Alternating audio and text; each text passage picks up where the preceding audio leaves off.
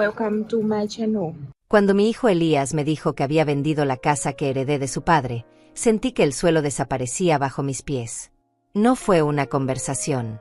Fue un anuncio.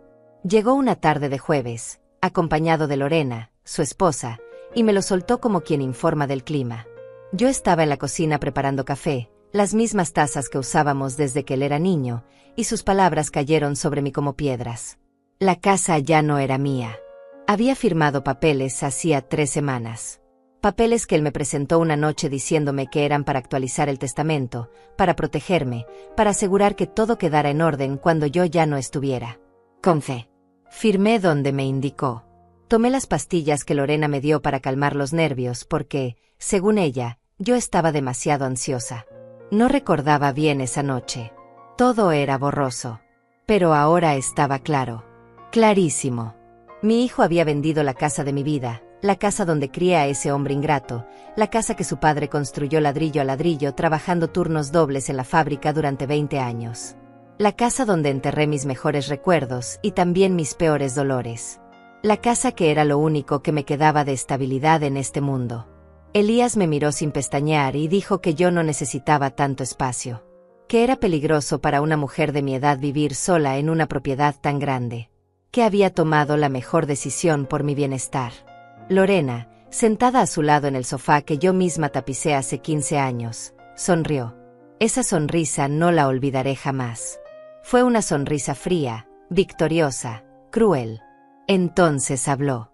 Dijo que ellos sí necesitaban espacio. Que acababan de comprar una mansión en la zona residencial más exclusiva de la ciudad, una propiedad de 4 plantas con jardín, piscina y vista panorámica. Dijo que era una mansión digna. Digna de ellos. Digna de la vida que merecían. Y que el dinero de la venta de mi casa había servido para pagar la entrada completa. Me quedé paralizada.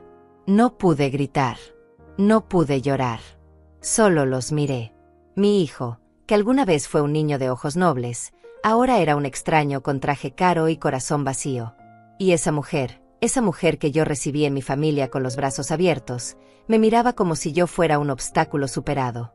Le pregunté a Elías dónde se suponía que yo debía vivir. Me contestó que ya lo habían resuelto. Habían apartado una pequeña suma del dinero de la venta, suficiente para pagar 6 meses en una residencia para personas mayores. Un lugar limpio, seguro, con enfermeras disponibles. Dijo que era lo mejor para mí. Que yo estaría mejor cuidada. Que ya no tendría que preocuparme por nada. Lorena añadió que la residencia estaba en las afueras, lejos del ruido de la ciudad, como si eso fuera un beneficio. Pero yo sabía lo que significaba. Lejos de todo. Lejos de mis amigas, de mi barrio, de los lugares que conozco. Lejos de cualquier rastro de la vida que construí durante 73 años. No dije nada en ese momento. Algo dentro de mí se apagó, pero algo más, algo pequeño y filoso, comenzó a despertar. Los vi levantarse, despedirse con besos en la mejilla que me quemaron la piel, y salir de mi casa como si acabaran de resolver un trámite incómodo pero necesario. Esa noche no dormí. Me quedé sentada en el borde de mi cama, la misma cama donde mi esposo murió hace 7 años, y entendí algo terrible. No me habían quitado una casa. Me habían quitado mi dignidad. Me habían borrado. Me habían convertido en un problema resuelto con dinero y papeles firmados bajo engaño. Pero yo seguía viva. Y aunque ellos creyeran que esta historia había terminado, apenas estaba comenzando.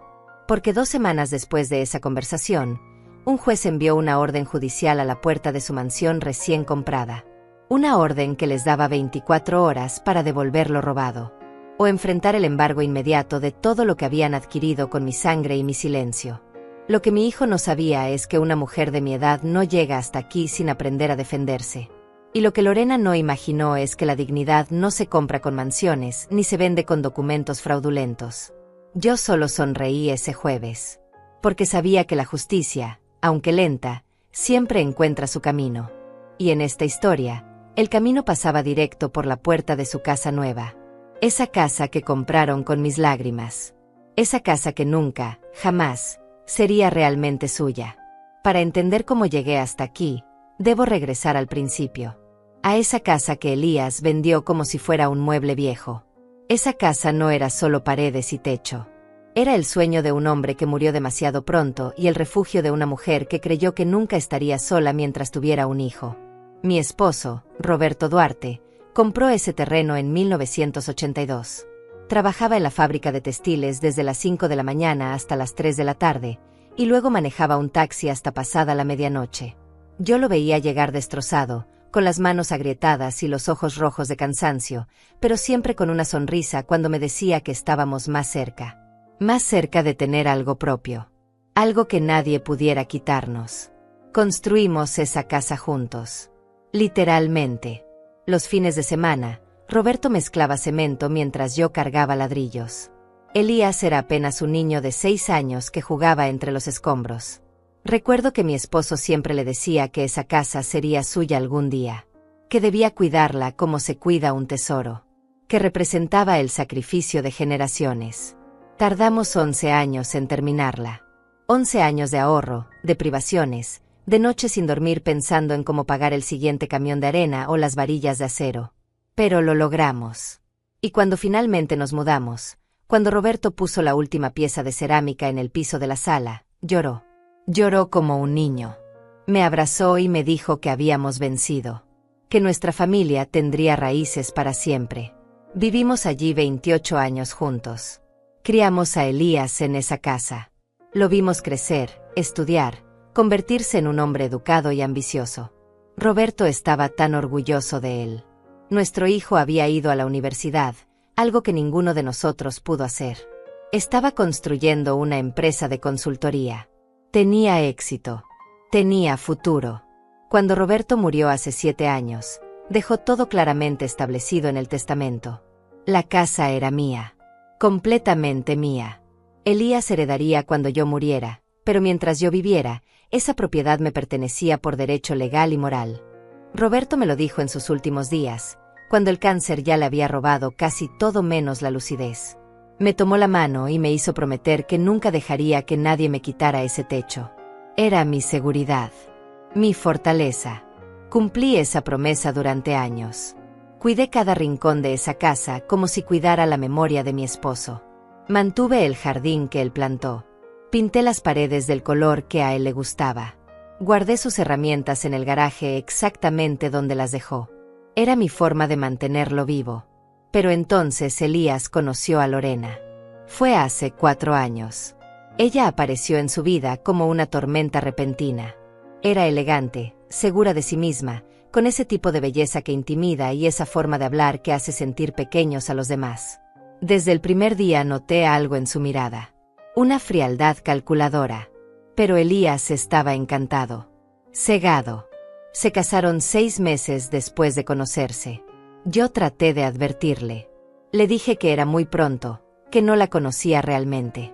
Pero él me acusó de ser una suegra entrometida, de no querer verlo feliz. Así que callé. Tragué mis dudas y recibí a Lorena en la familia con la mejor cara que pude poner. Al principio todo parecía normal. Venían a visitarme los domingos. Comíamos juntos. Lorena sonreía y elogiaba mi comida, aunque yo notaba que apenas probaba bocado. Elías hablaba de sus planes, de cómo la empresa crecía, de los clientes importantes que conseguía. Parecía feliz. Pero lentamente, muy lentamente, las cosas comenzaron a cambiar. Las visitas se hicieron menos frecuentes. Primero cada 15 días. Luego una vez al mes. Luego casi nunca. Cuando yo llamaba a Elías, siempre estaba ocupado. Lorena contestaba el teléfono y decía que él me devolvería la llamada, pero nunca lo hacía. Hace aproximadamente 8 meses, Elías vino solo a visitarme. Parecía nervioso. Me dijo que necesitaba hablar de cosas importantes. De mi futuro. De mi seguridad. Dijo que a mi edad era peligroso vivir sola en una casa tan grande. Que si me caía, si me pasaba algo, nadie se enteraría a tiempo. Que él se preocupaba constantemente por mí. Le dije que estaba perfectamente bien. Que tenía 73 años, no 90. Que caminaba, cocinaba, limpiaba mi casa sin problema. Que tenía amigas en el barrio, que la vecina Estefanía vivía a 2 puertas y siempre estábamos en contacto. Pero él insistió. Dijo que debíamos planificar. que era responsable pensar en todas las posibilidades. Entonces sacó unos papeles. Dijo que eran para actualizar mi testamento, para asegurar que si algo me pasaba, todo quedara legalmente claro. Para evitar problemas futuros. Para protegerme. Usó esa palabra muchas veces. Protegerme. Como si yo fuera una niña incapaz de cuidar de sí misma. Yo dudé. Le dije que quería leer los documentos con calma, consultarlos con alguien. Pero Elías se molestó. Dijo que no confiaba en él. Que después de todo lo que habían hecho por mí, yo dudaba de sus intenciones. Me hizo sentir culpable. Me hizo sentir vieja, paranoica, desagradecida. Justo entonces llegó Lorena. Como si hubiera estado esperando afuera. Entró con una sonrisa y una pequeña pastilla en la mano. Dijo que me veía muy tensa, muy ansiosa. Que eso no era bueno para mi presión arterial. Que tomara esa pastilla para relajarme y luego podríamos hablar tranquilos. Tomé la pastilla. No sé por qué. Quizás porque todavía creía que mi hijo jamás me haría daño. Quizás porque después de tantos años de criar sola a un niño, de sacrificarme por él, no podía imaginar que me traicionaría. Quizás porque el amor de madre es ciego hasta el final. Lo que recuerdo después es borroso. Firmé donde Elías me indicó. 1, 2, 3 documentos. Él sostenía mi mano, guiaba el bolígrafo. Lorena observaba desde el sofá con esa sonrisa que ahora reconozco como la sonrisa del depredador frente a su presa. Todo parecía moverse en cámara lenta. Mis pensamientos eran lentos, confusos. Cuando desperté a la mañana siguiente, ellos ya se habían ido. Sobre la mesa había una nota de Elías diciendo que todo estaba en orden, que yo no debía preocuparme por nada, que él se encargaría de todo. Esa frase debió alarmarme, pero yo todavía confiaba. Las semanas que siguieron a aquella noche borrosa fueron extrañas. Elías llamaba con más frecuencia, pero sus conversaciones eran diferentes. Ya no preguntaba cómo estaba yo. Preguntaba si había recibido alguna carta, algún documento oficial. Si alguien había venido a buscarme. Su tono era ansioso, casi desesperado. Yo le decía que no, que todo estaba tranquilo. Y era verdad. Mi vida continuaba igual. Me levantaba temprano, regaba las plantas del jardín que Roberto había sembrado, preparaba mi desayuno, veía mis programas de televisión. Los días pasaban lentos pero predecibles. Hasta que una mañana llegó el golpe. Fue un lunes. Tocaron la puerta antes de las 8. Un hombre con traje y portafolio se presentó como agente inmobiliario. Dijo que necesitaba hacer una evaluación de la propiedad porque había sido vendida y los nuevos dueños tomarían posesión en 30 días. Me mostró papeles. Papeles con mi firma. Papeles que yo no recordaba haber leído, pero que claramente tenían mi nombre estampado al final. Sentí que me ahogaba. Le dije que debía haber un error. Que esa casa era mía. Que nadie podía venderla sin mi consentimiento. El hombre me miró con una mezcla de lástima y profesionalismo.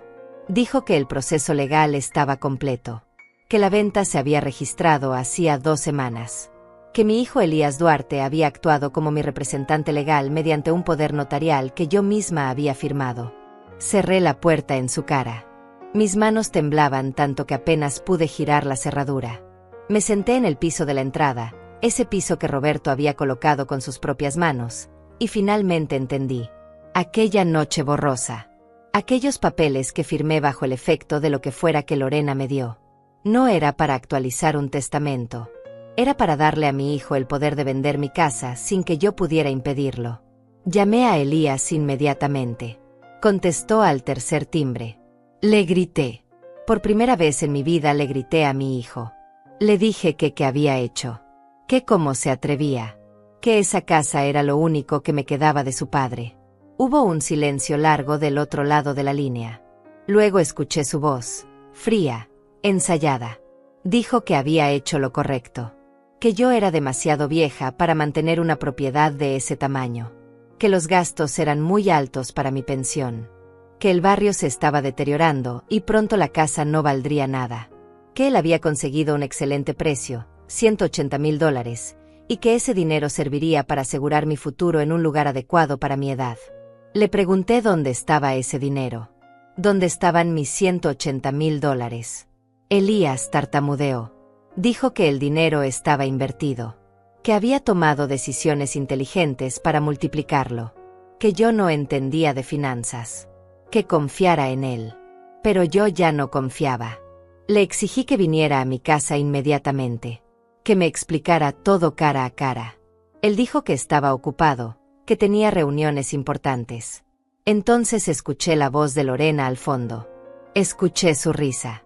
Esa risa aguda y burlona que me atravesó como un cuchillo. Lorena tomó el teléfono. Me dijo que dejara de ser dramática, que Elías había hecho lo mejor para todos, que ellos necesitaban ese dinero para comprar una propiedad adecuada a su posición social, que yo no necesitaba tanto espacio, que una mujer de mi edad debería estar agradecida de tener un hijo que se preocupara por resolverle la vida. Le pregunté directamente si habían usado el dinero de mi casa para comprarse algo. Lorena no dudó. Me dijo que sí, que habían comprado una mansión preciosa en el fraccionamiento Los Robles, la zona más exclusiva de la ciudad. Una propiedad de 4 niveles, 6 habitaciones, piscina climatizada, jardín de 200 metros cuadrados. Una casa digna, según sus palabras. Digna de ellos. Sentí que algo se rompía dentro de mí. Le pregunté cuánto había costado esa mansión. Lorena, con un tono de satisfacción repugnante, dijo que $450,000. Pero que no me preocupara, que el dinero de mi casa había servido para dar el enganche completo de $180,000. Que gracias a eso habían conseguido un crédito hipotecario excelente.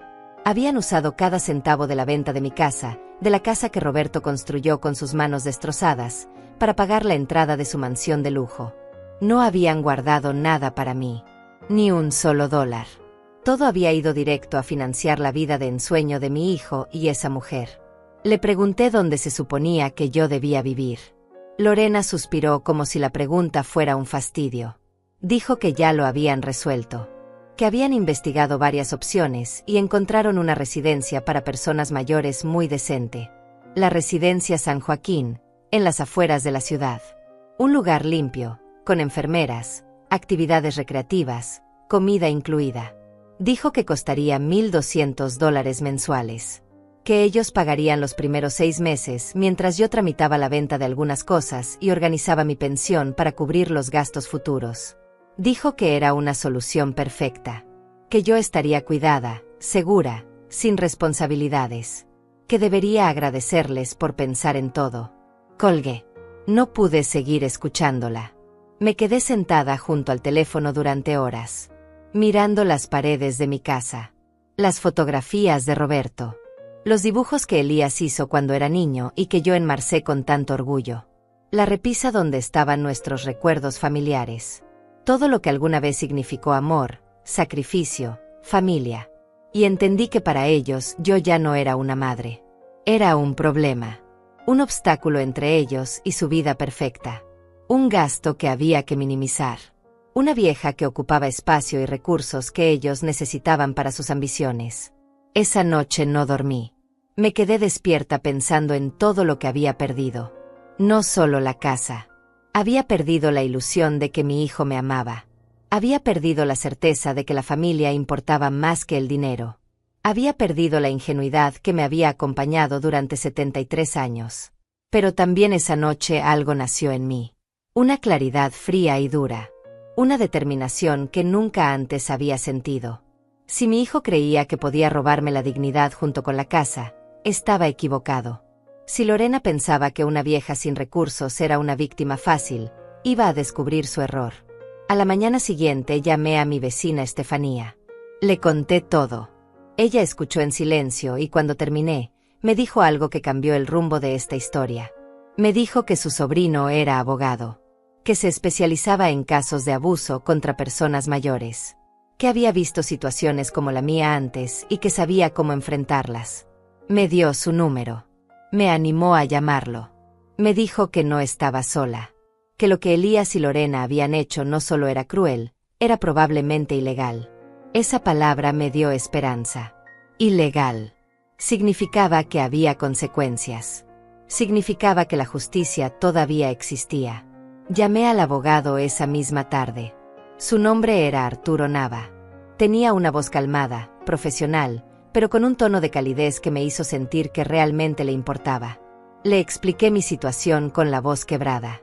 Le conté sobre la noche borrosa, sobre los papeles que firmé sin entender, sobre la pastilla que Lorena me dio, sobre la venta de mi casa y la mansión que compraron con mi dinero. El doctor Nava escuchó todo sin interrumpirme.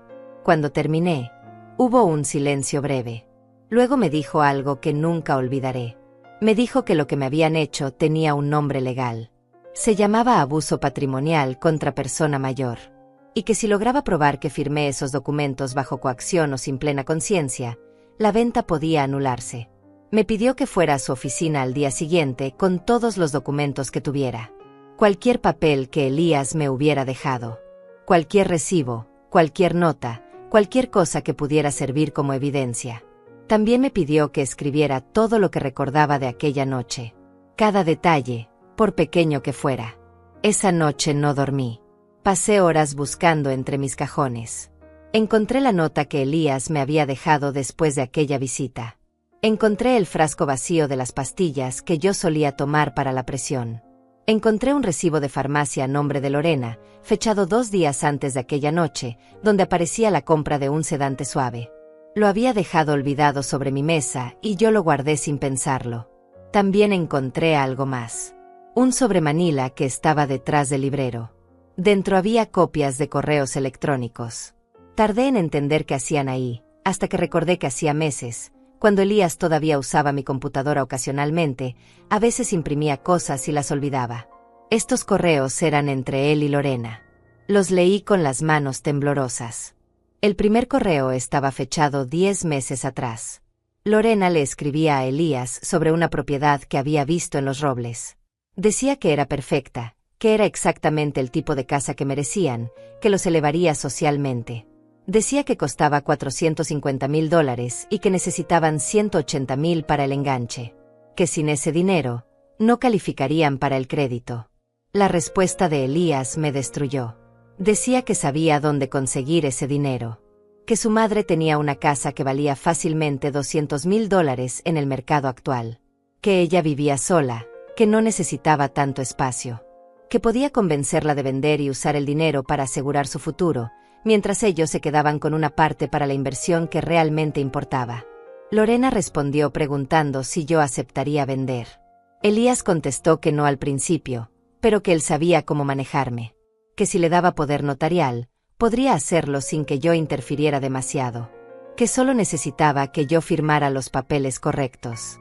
Que podía convencerme con el argumento de la seguridad, de mi edad, de los peligros de vivir sola. Había más correos.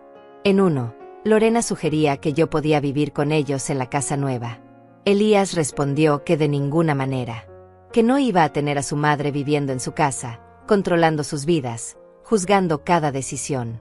Que la solución era una residencia. Que había investigado y por $1,200 al mes podían tenerme instalada en un lugar decente y lejos. Leí cada palabra sintiendo cómo se me desgarraba el alma. Mi hijo había planeado esto durante casi un año. No fue un impulso. No fue un error. Fue un plan calculado, frío, ejecutado paso a paso. Y yo había sido tan ingenua, tan confiada, tan ciega de amor maternal que no vi nada. Al día siguiente llegué a la oficina del doctor Nava con una caja llena de documentos. Él los revisó meticulosamente durante más de 2 horas. Leyó los correos electrónicos, examinó el recibo de la farmacia, estudió los papeles que yo había firmado aquella noche. Su expresión se volvía más seria con cada página. Finalmente levantó la vista y me dijo que teníamos un caso sólido. Que los correos demostraban premeditación. Que el recibo de sedantes sugería que me habían dado sustancias para alterar mi capacidad de juicio. Que los documentos que firmé eran extremadamente favorables para Elías y perjudiciales para mí, lo cual indicaba que yo no pude haberlos negociado estando en pleno uso de mis facultades. Me explicó que podíamos solicitar la nulidad de la venta por vicio de consentimiento. Que si un juez determinaba que yo firmé bajo coacción, manipulación o influencia de sustancias, la transacción podía revertirse. Que mi casa podría regresar legalmente a mi nombre.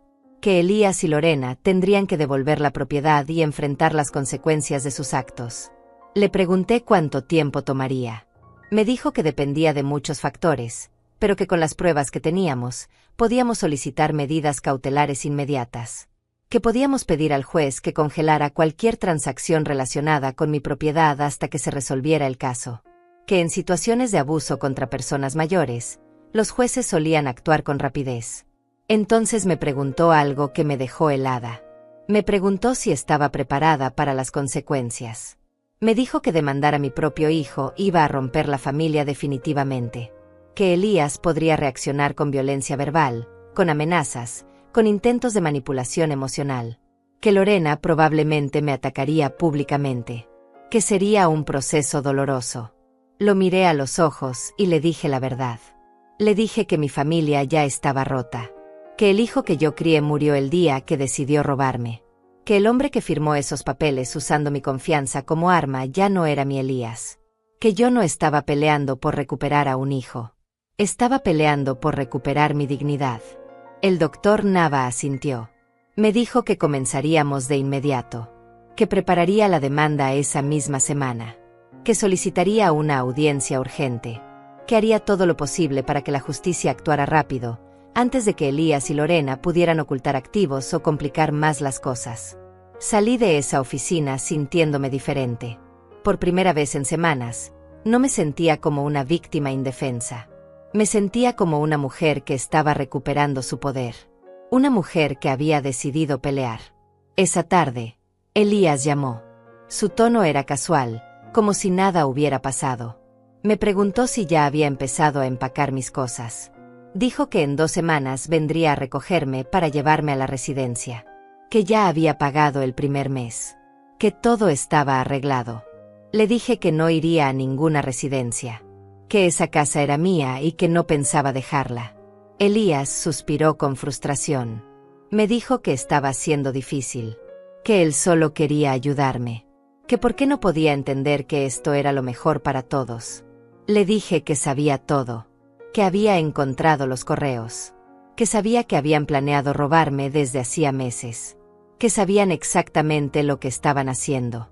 Hubo un silencio pesado. Luego Elías cambió completamente de tono. Me dijo que yo no entendía nada. Que esos correos estaban sacados de contexto. Que ellos solo estaban buscando opciones. Que la decisión de vender mi casa había sido tomada pensando en mi bienestar.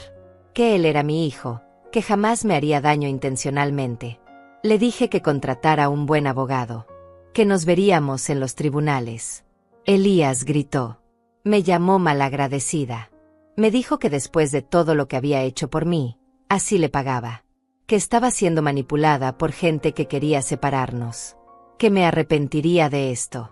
Colgué el teléfono. Y por primera vez en mucho tiempo, sonreí. Porque sabía que la pelea apenas comenzaba, pero también sabía que ya no estaba sola.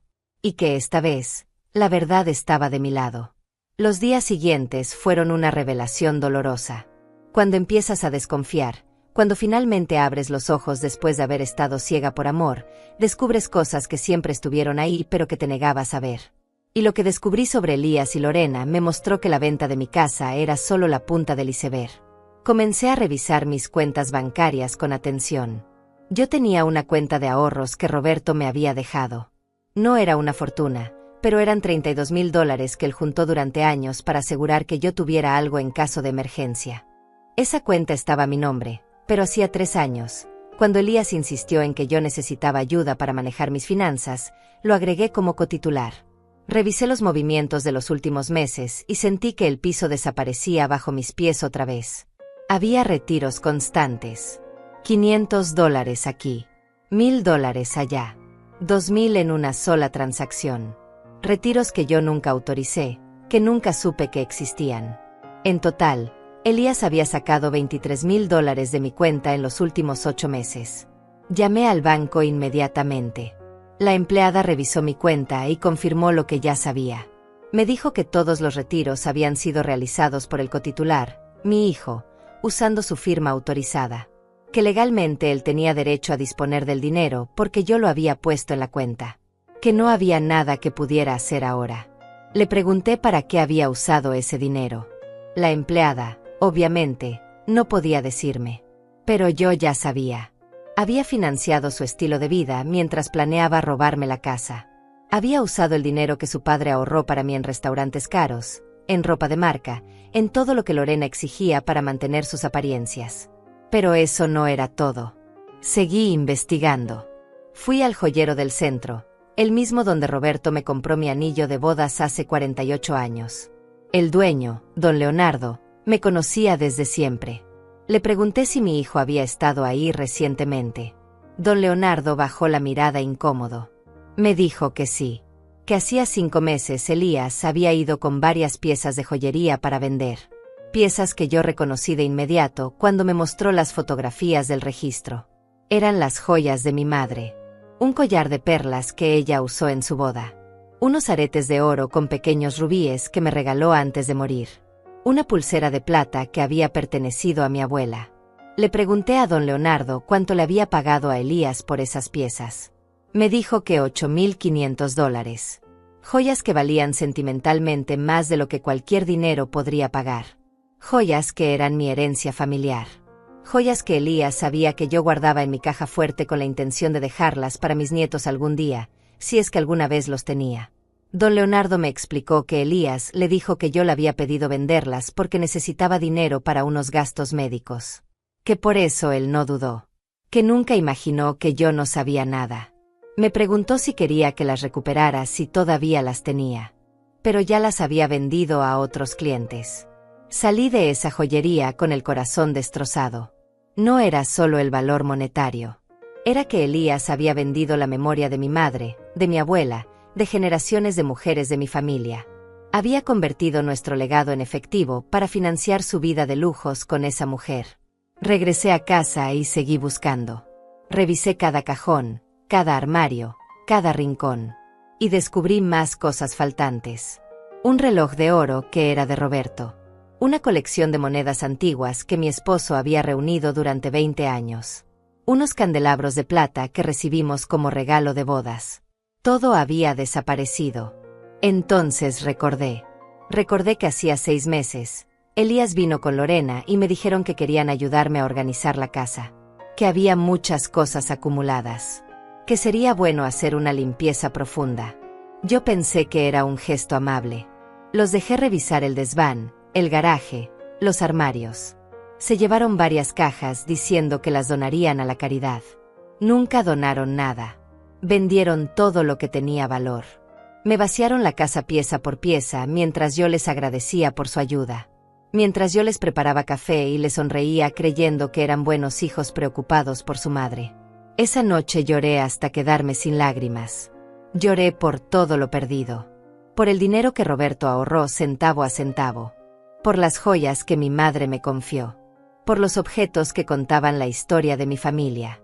Pero sobre todo lloré por la imagen que tenía de mi hijo. Esa imagen se había roto en 1000 pedazos y sabía que nunca podría recomponerla. Al día siguiente llamé al doctor Nava y le conté todo. Le mostré los estados de cuenta. Le di los nombres del joyero y de otros comerciantes donde sospeché que Elías había vendido cosas mías. El abogado tomó nota de cada detalle con expresión sombría. Me dijo que todo esto fortalecía el caso. Que demostraba un patrón de abuso sostenido, no un incidente aislado. Que Elías había estado sistemáticamente despojándome de mis recursos durante meses, preparando el terreno para el golpe final que fue la venta de la casa. Que esto ya no era solo un error de juicio.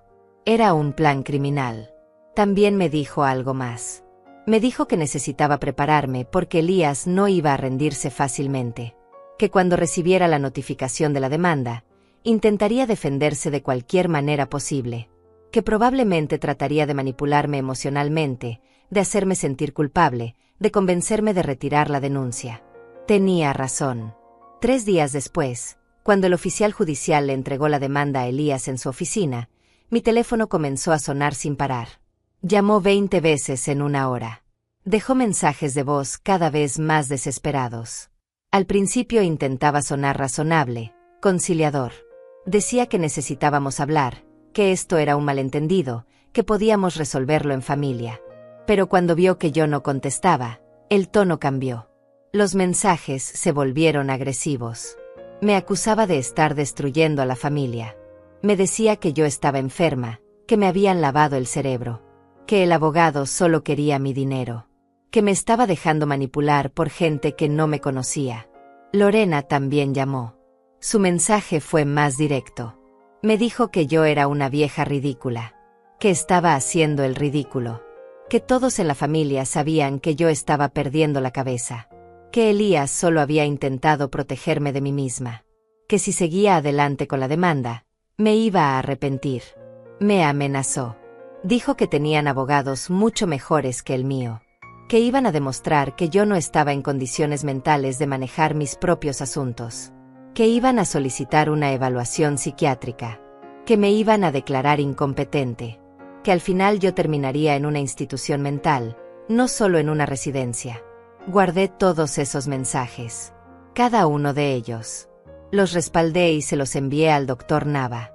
Él me dijo que eran oro puro para el caso, que las amenazas de Lorena, la presión psicológica de Elías, todo demostraba exactamente el tipo de personas que eran, que un juez vería claramente el patrón de abuso. Pero también me advirtió que debía ser fuerte, que esto se pondría peor antes de mejorar, que Elías y Lorena no iban a aceptar la derrota fácilmente, que harían todo lo posible por desacreditarme, por pintarme como una anciana senil y vengativa. Le pregunté si valía la pena, si todo este dolor, toda esta pelea, todo este destrozo de lo que alguna vez fue mi familia, realmente valía la pena. El doctor Nava me miró con seriedad y me dijo algo que llevaba toda la razón. Me dijo que no estaba peleando solo por mí, que estaba peleando por todas las personas mayores que son abusadas por sus propios hijos, que si yo me rendía, estaría diciéndoles a Elías y Lorena que podían hacer lo que quisieran sin consecuencias. Esa conversación me dio fuerzas. Decidí que no me rendiría, que iría hasta el final, que recuperaría mi casa o moriría intentándolo. Pero no les daría la satisfacción de verme rendida, humillada, destruida. La primera audiencia estaba programada para 3 semanas después de presentar la demanda.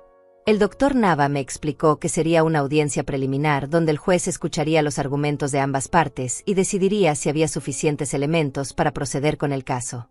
También decidiría si otorgaba las medidas cautelares que habíamos solicitado. Esas medidas eran cruciales. Pedíamos que se congelara cualquier transacción relacionada con mi antigua casa, que se prohibiera a los nuevos compradores tomar posesión hasta que se resolviera el caso, que se bloquearan las cuentas bancarias de Elías relacionadas con el dinero de la venta.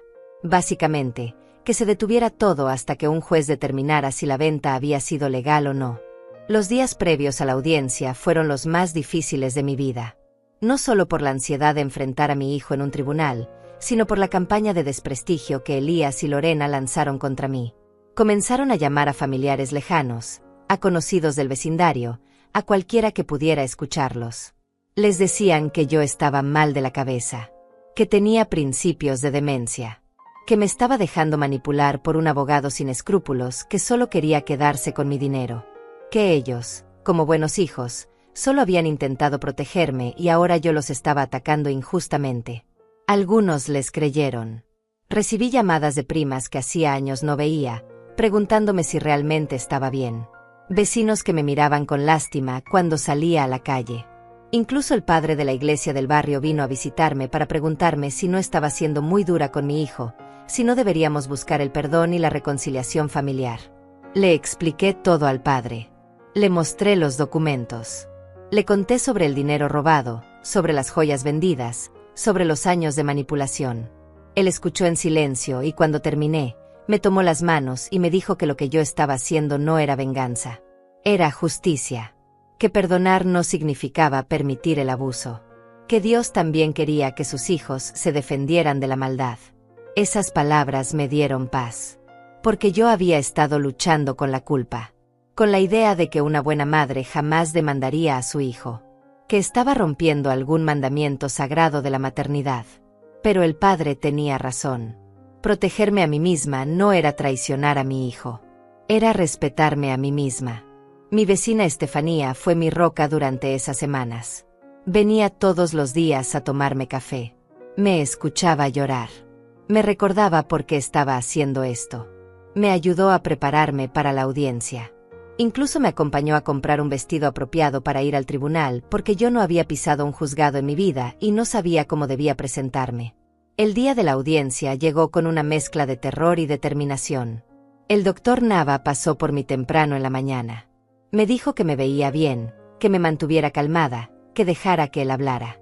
Que mi trabajo era solo estar presente y contestar las preguntas del juez con honestidad si me las hacía. Llegamos al juzgado a las 9 de la mañana. Era un edificio viejo, con pasillos largos y fríos que olían a papel y a años de historias tristes. Nos sentamos en una banca afuera de la sala mientras esperábamos nuestro turno. Y entonces los vi llegar. Elías venía vestido con un traje caro, impecable. Lorena llevaba un vestido elegante y tacones altos.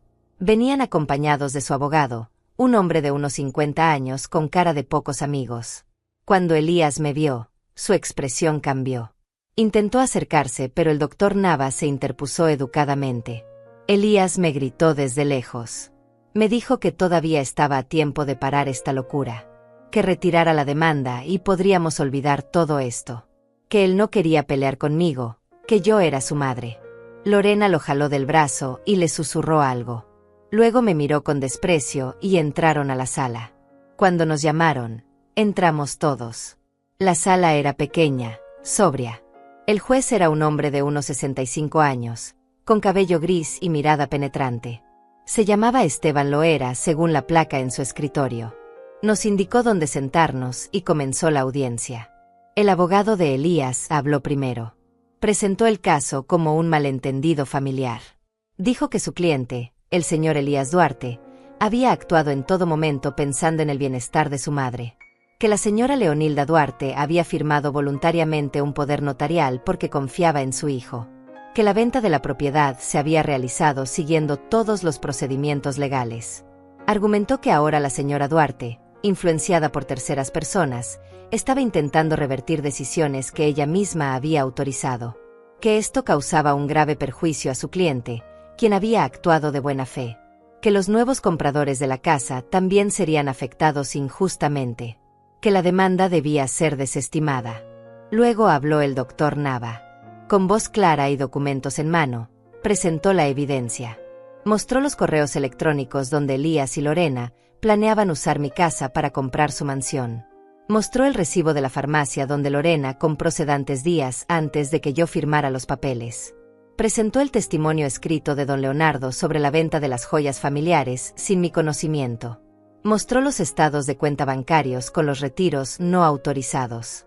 Presentó los mensajes de voz amenazantes que Lorena me había dejado. Argumentó que había un patrón claro de abuso patrimonial, que yo había sido manipulada y medicada para firmar documentos que no comprendía, y que la venta debía ser anulada. El juez escuchó todo en silencio. Luego me miró directamente y me preguntó si yo entendía lo que había firmado aquella noche. Le dije la verdad. Le dije que no. Que Elías me dijo que eran papeles para actualizar mi testamento. Que Lorena me dio una pastilla que me dejó confundida. Que apenas recuerdo haber firmado. Que nunca autoricé la venta de mi casa. El juez preguntó a Elías si era cierto que su esposa me había dado medicamentos antes de firmar. Elías tartamudeó. Dijo que Lorena me había dado una pastilla para la ansiedad porque yo estaba nerviosa. Que era solo para calmarme.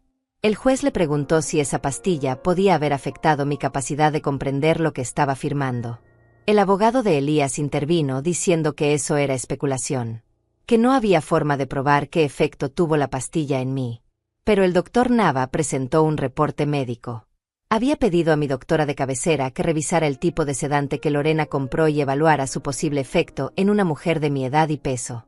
El reporte decía claramente que ese medicamento, en una persona mayor sin tolerancia a sedantes, podía causar confusión, disminución del juicio crítico y dificultad para comprender documentos complejos. Que sus efectos duraban varias horas. Que no era apropiado firmar documentos legales bajo su influencia. El juez leyó el reporte con atención. Luego preguntó a Elías por qué había usado el dinero de la venta completo para comprar una mansión en lugar de asegurar primero un lugar adecuado para mí. Elías respondió que habían apartado dinero para pagar 6 meses de residencia. Que eso era suficiente tiempo para que yo organizara mi pensión. El juez le preguntó cuánto costaba esa residencia mensualmente. Elías dijo que $1,200.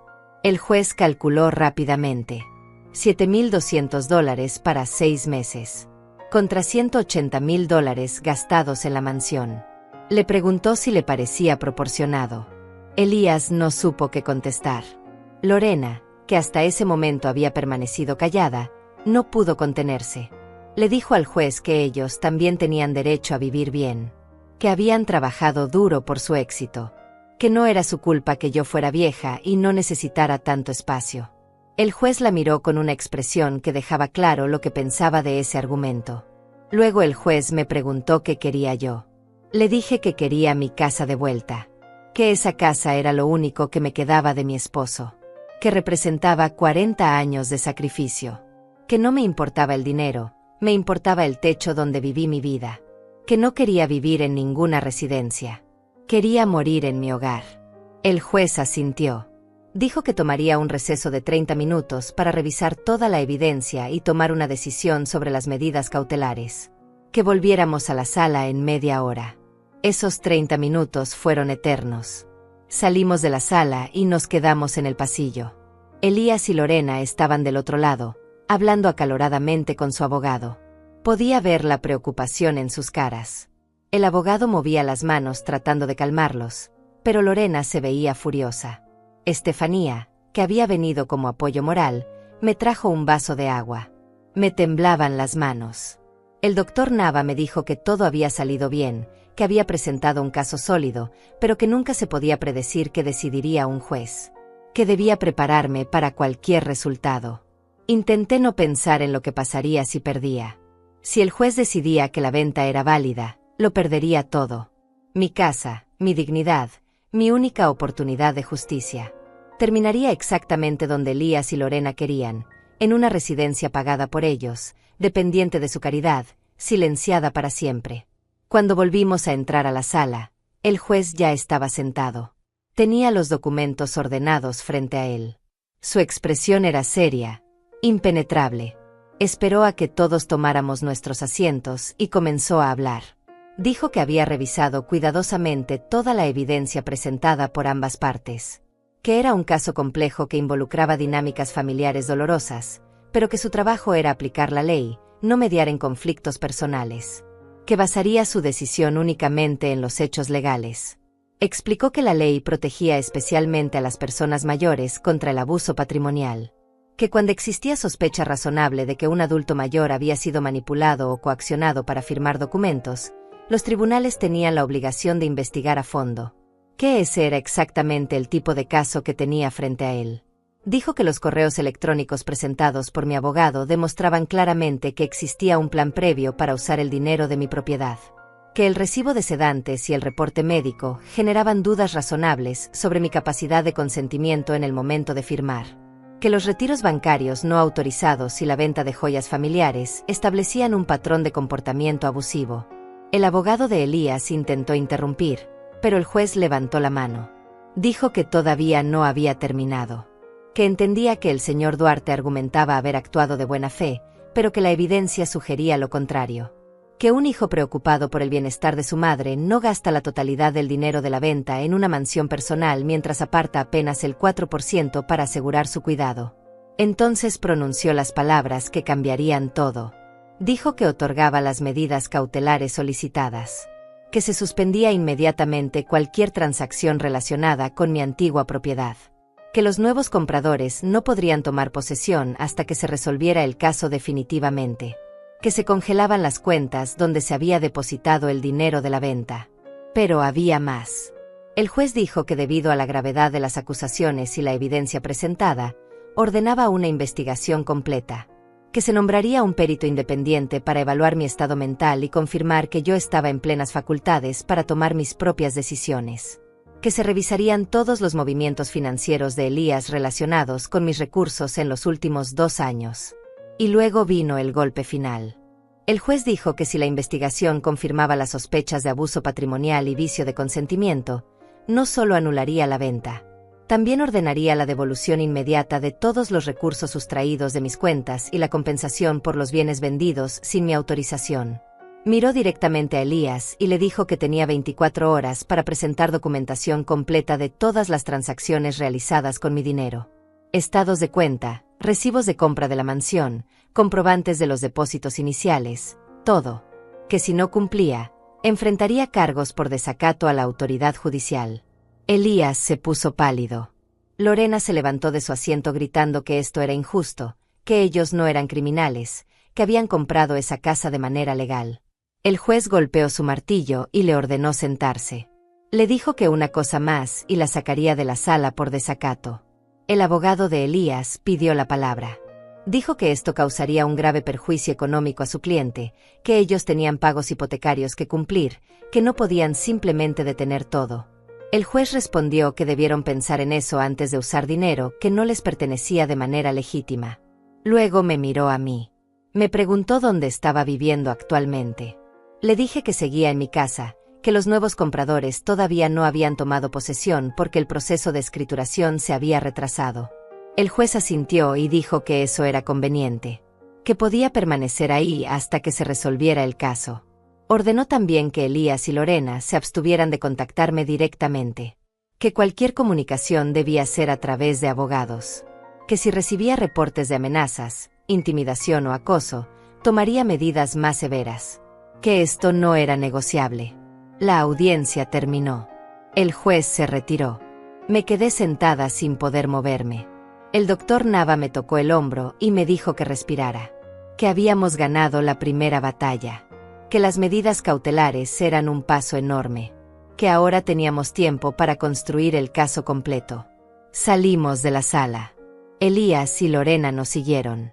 El abogado los detenía, pero Lorena se soltó y me gritó. Me dijo que esto no había terminado, que iban a demostrar que yo era una vieja loca, que se iban a quedar con esa casa de todos modos, que yo no sabía con quién me había metido. Elías la jaló y se la llevó, pero antes de irse, me miró, y en esa mirada vi algo que nunca había visto antes en mi hijo. Vi odio, puro odio. En ese momento supe que el hijo que yo había criado realmente había muerto. El hombre que me miraba con esos ojos era un extraño. Estefanía me abrazó. El doctor Nava me explicó los siguientes pasos. Dijo que vendría el perito psicológico a evaluarme, que solo debía ser honesta, que mientras tanto, él seguiría reuniendo evidencia, que Elías tendría que entregar los documentos financieros y ahí probablemente encontraríamos más pruebas de sus malos manejos. Esa noche, de regreso en mi casa, me senté en el sofá de la sala. La misma sala donde Roberto y yo pasamos miles de noches viendo televisión, donde criamos a Elías, donde celebramos cumpleaños y navidades. Y por primera vez en meses, sentí algo parecido a la esperanza. No había ganado todavía. El camino seguía siendo largo y doloroso. Pero había dado el paso más difícil. Había plantado cara. Había dicho basta. Y un juez, una persona que no me conocía pero que había escuchado la verdad, había visto lo mismo que yo veía. Había visto el abuso. Había visto la injusticia. Y había decidido actuar. Los días siguientes a la audiencia fueron una mezcla extraña de calma y tensión. Por un lado, las medidas cautelares me daban un respiro. Sabía que mi casa estaba protegida temporalmente, que Elías no podría hacer más movimientos sin consecuencias legales. Por otro lado, sabía que esto apenas comenzaba y que él no se rendiría sin pelear. El perito psicológico llegó 3 días después.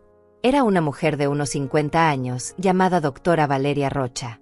Venía enviada por el tribunal para evaluar mi estado mental. Me explicó que haría una serie de pruebas para determinar si yo estaba en plenas facultades cognitivas, si podía tomar mis propias decisiones, si había signos de deterioro mental o manipulación. Pasamos casi 4 horas juntas. Me hizo preguntas sobre mi vida, sobre mi memoria, sobre eventos recientes y pasados. Me mostró imágenes y me pidió que las identificara. Me dio problemas matemáticos simples para resolver.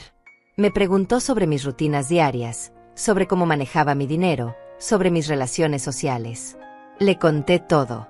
Le hablé de Roberto, de cómo construimos la casa, de cómo Elías cambió después de conocer a Lorena. Le mostré los correos electrónicos, le expliqué lo de la pastilla, le describí esa noche borrosa donde firmé sin entender.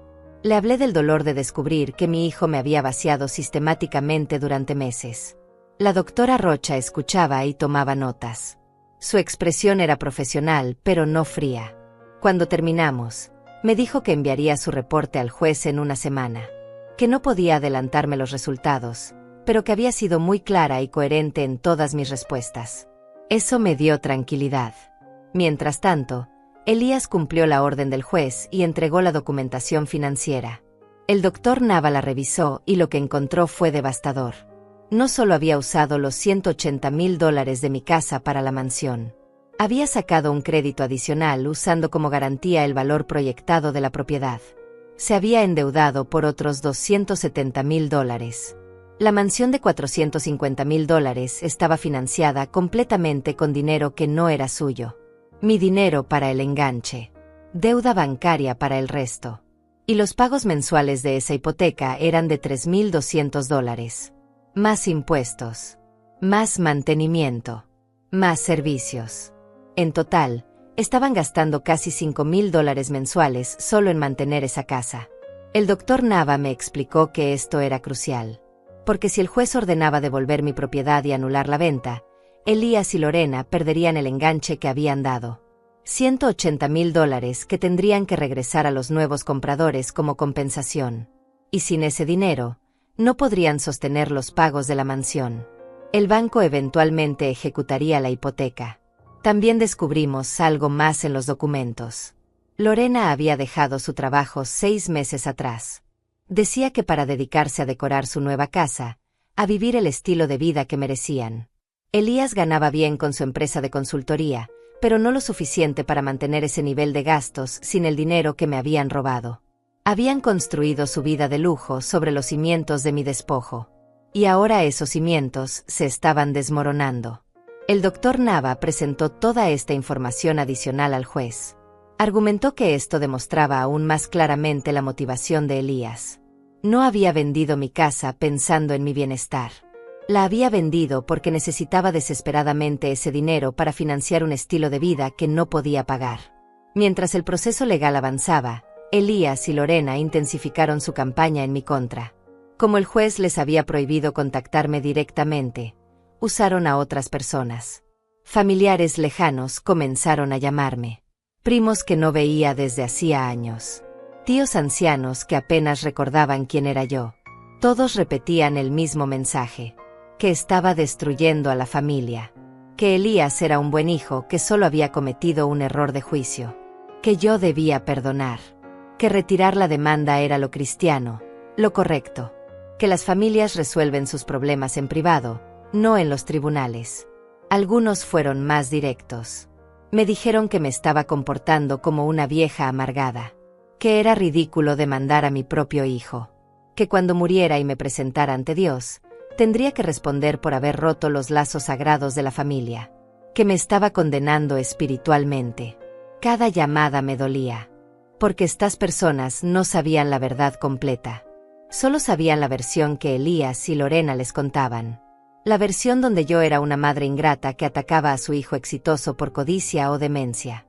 Nadie les había contado sobre el dinero robado, sobre las joyas vendidas, sobre los planes fríos y calculados.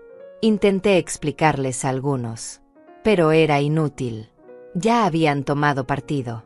Y en su mente, un hijo siempre merecía el beneficio de la duda sobre una madre anciana. Eventualmente dejé de contestar llamadas de números que no reconocía. Pero Lorena no se detuvo ahí. Comenzó a publicar en redes sociales. No mencionaba mi nombre directamente, pero era obvio de quién hablaba. Publicaba cosas sobre familias destruidas por la avaricia. Sobre personas mayores que se vuelven paranoicas y atacan a quienes más las aman. Sobre hijos destrozados por acusaciones falsas de sus propios padres. Sus amigas comentaban con mensajes de apoyo. Decían que ella era tan fuerte por soportar esto. Que era injusto lo que le estaban haciendo. Algunas incluso sugerían que yo debería estar en un asilo psiquiátrico, no viviendo sola. Los comentarios eran crueles, desinformados, pero efectivos para crear una narrativa pública. Estefanía me mostró algunas de esas publicaciones. Me enfurecí. Quería responder, quería defenderme públicamente. Pero el doctor Nava me lo prohibió terminantemente. Me dijo que no cayera en esa trampa, que cualquier cosa que yo dijera sería usada en mi contra, que mantuviera silencio y dejara que los hechos hablaran en el tribunal. Tenía razón, porque una semana después, llegó el reporte de la doctora Rocha. El doctor Nava me lo leyó completo. Decía que yo presentaba un estado mental completamente normal para mi edad, que no había signos de demencia, deterioro cognitivo o cualquier condición que afectara mi capacidad de tomar decisiones, que mi memoria era clara, mi razonamiento lógico, mis respuestas coherentes. El reporte concluía que yo era perfectamente capaz de manejar mis propios asuntos, que las acusaciones de incompetencia mental no tenían fundamento, que en su opinión profesional, yo había sido víctima de manipulación y abuso, no de mi propia confusión mental. Ese reporte fue como un escudo. Destruía el principal argumento que Elías y Lorena habían estado usando. Ya no podían decir que yo estaba senil, que no sabía lo que hacía, que necesitaba que alguien más tomara decisiones por mí. Un profesional independiente, enviado por el tribunal, confirmaba que yo estaba perfectamente lúcida. El doctor Nava presentó el reporte al juez junto con una moción. Pedía que se acelerara el proceso y se fijara fecha para la audiencia final. Argumentaba que con toda la evidencia reunida, no había razón para prolongar más la situación, que cada día que pasaba, yo vivía en incertidumbre sobre mi futuro. El juez aceptó. Fijó la audiencia final para 4 semanas después. Dijo que en esa audiencia escucharía todos los argumentos finales y emitiría su sentencia definitiva, que decidiría si la venta se anulaba o se mantenía, que esa decisión sería inapelable en primera instancia. Cuando el doctor Nava me dio la noticia, sentí terror y alivio al mismo tiempo.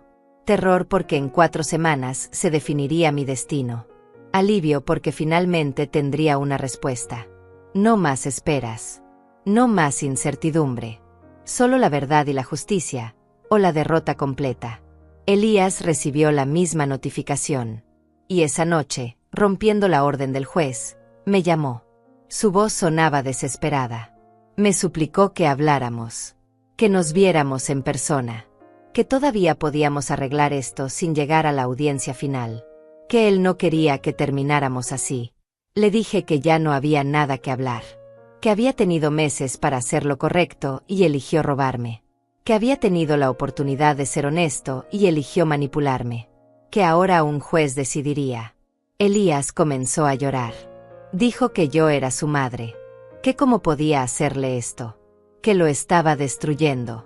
Le contesté algo que necesitaba decir desde hacía mucho tiempo.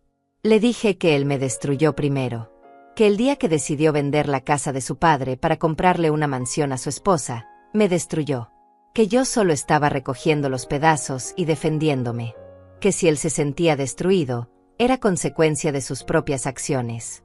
Colgué. Y grabé esa llamada, porque él había violado la orden judicial. Se lo envié al doctor Nava, quien inmediatamente lo reportó al juez.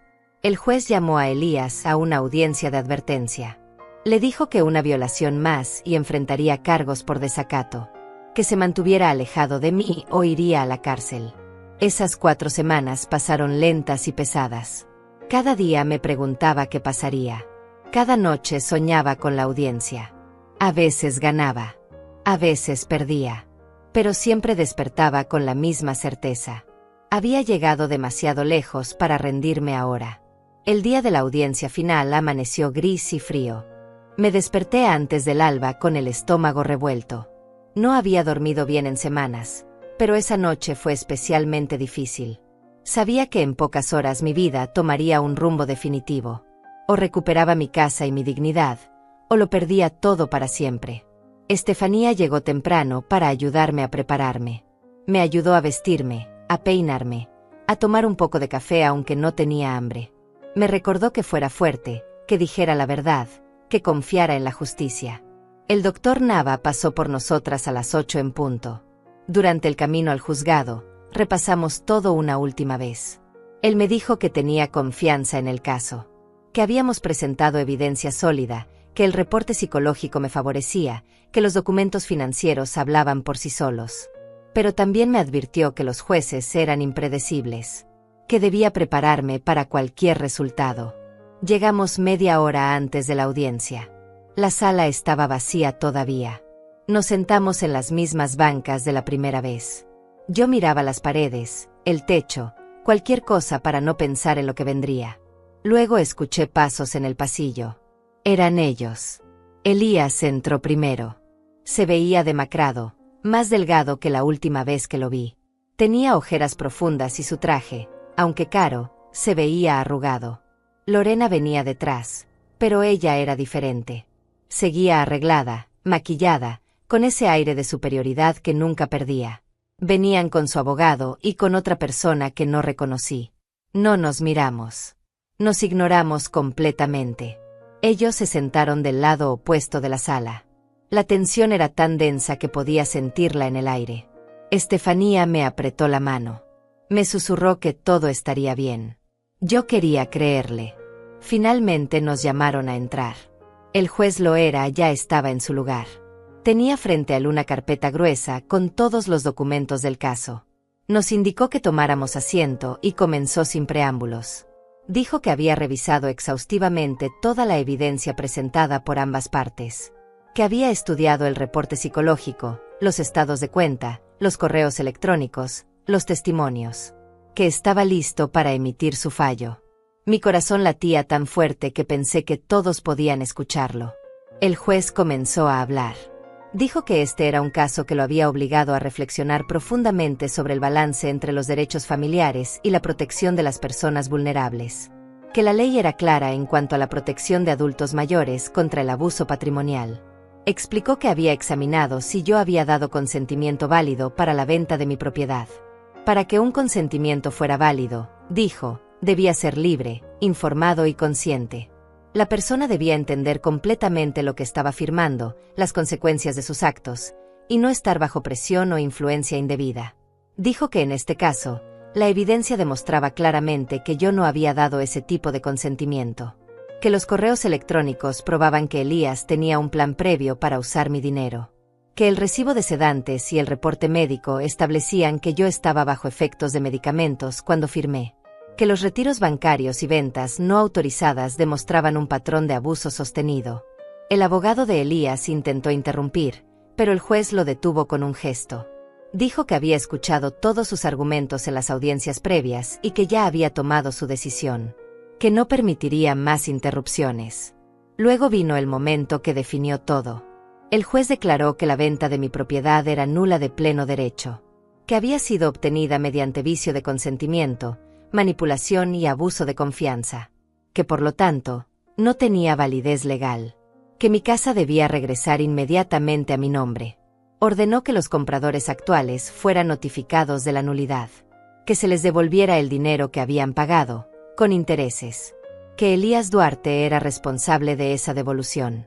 Que tenía un plazo de 72 horas para depositar $180,000 en una cuenta del tribunal, o enfrentaría el embargo inmediato de sus bienes, comenzando por la mansión que había comprado. Lorena se levantó gritando. Dijo que esto era imposible, que ellos no tenían ese dinero, que no podían pagar eso en 3 días. El juez golpeó su martillo duramente. Le dijo que se sentara inmediatamente o la haría arrestar por desacato. Lorena se dejó caer en su silla, lívida de rabia. Pero el juez no había terminado. También ordenó que Elías devolviera los $23,000 que había retirado de mi cuenta bancaria. Que pagara el valor de las joyas vendidas, estimado en $12,000 según el peritaje que el doctor Nava había presentado. Que compensara los demás bienes sustraídos por un valor adicional de $8,000. En total, Elías debía pagarme $223,000 en un plazo no mayor a 30 días.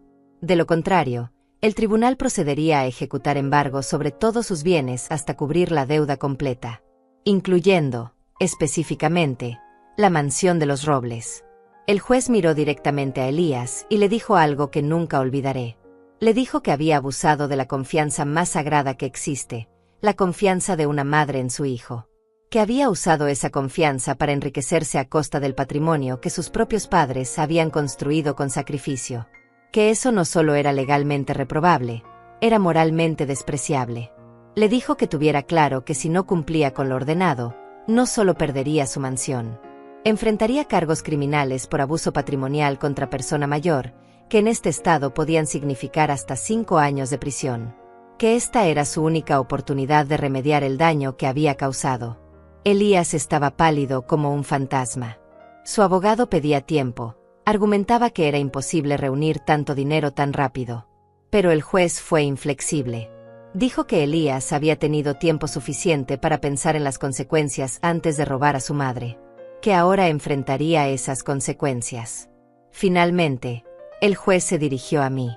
Me preguntó si entendía el fallo. Le dije que sí. Me preguntó si tenía algo que agregar. Lo pensé por un momento. Miré a Elías. Miré al hombre que alguna vez fue mi hijo. Y le dije al juez que solo quería mi casa de vuelta. Que no buscaba venganza. Que solo quería vivir mis últimos años en paz, en el hogar que mi esposo construyó para mí. El juez asintió. Dijo que eso era exactamente lo que su fallo garantizaba. Que yo podía regresar a mi casa con la certeza legal de que nadie podría quitármela nunca más. Que se emitirían nuevas escrituras a mi nombre exclusivo. Que Elías quedaba eliminado de cualquier documento relacionado con esa propiedad. La audiencia terminó. El juez se retiró. Me quedé sentada sin poder moverme. Había ganado. Después de meses de lucha, de dolor, de noches sin dormir, había ganado.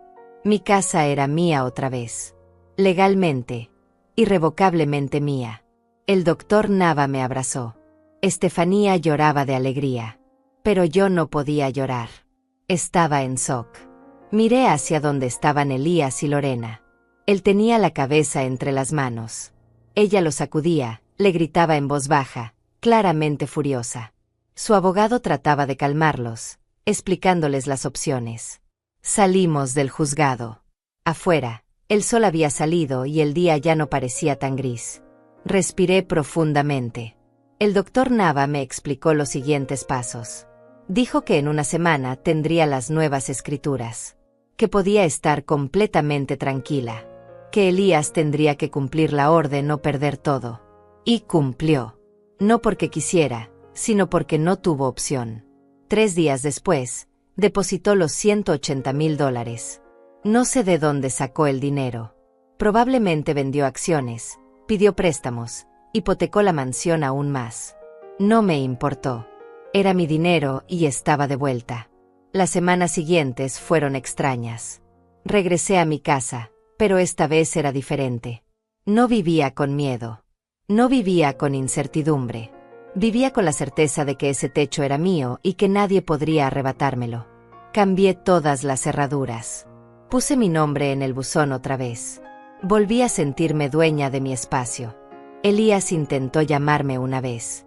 Dejó un mensaje diciendo que lo sentía, que había cometido errores, que esperaba que algún día pudiera perdonarlo.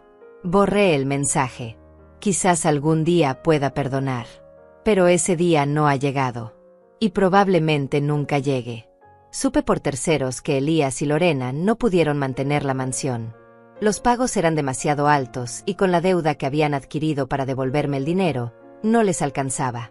El banco ejecutó la hipoteca 6 meses después. Perdieron todo lo que habían comprado con mi dinero.